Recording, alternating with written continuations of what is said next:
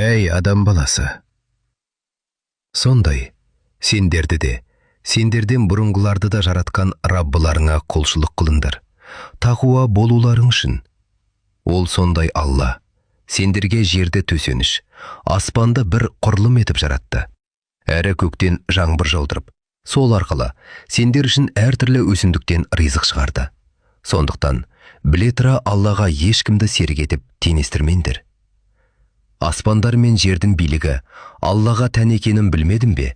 Сендерге Алладан өзге қамқоршы да, жәрдемші жоқ. Ол аспандар мен жерді жоқтан бар етуші, әл-бәдиқ. Егер бір нәрсенің болуын қаласа, онда тек қана оған бол дейді. Сонда ол бола қалады.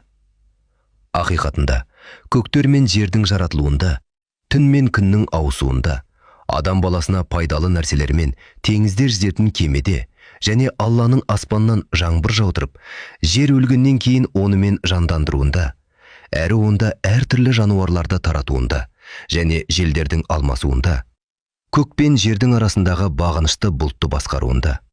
Әлбетте, ақылым жұмыс істетіп, ұғынған адамдар үшін Алланың барлығы мен бірлігіне белгілер бар. Алла, одан басқа ешбір құдай жоқ. Ол тірі, бәріне тіршілік беріп басқарушы. Оны еш қалғу да, ұйқы да баспайды. Көктердегі және жердегі нәрселер оған тән. Оның құзырында өзінің рұқсатынсыз кім шапағат ете алады? Ол олардың алдарындағыны да, арттарындағыны да біледі. Ал олар оның білімінен, ол өзі қалағаннан басқа еш нәрсені біле алмайды. Оның күрсісі аспандар мен жерді сыйдырады. Әрі оған ол екеуін сақтау ауыр келмейді. Әрі ол аса жоғары, өте ұлы. Сол кезде Ибрахим пайғамбар, Раббым, маған өліктерді қалай тірілтетінімді көрсет деді.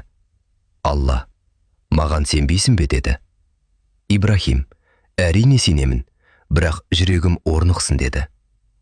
Алла, құстардан 4 ұста да сойып араластыр. Сосын әр таудың басына бір бөлешегін қой да, сонан кейін оларды шақыр. Сонда олар тіріліп, дереу саған жетіп келеді.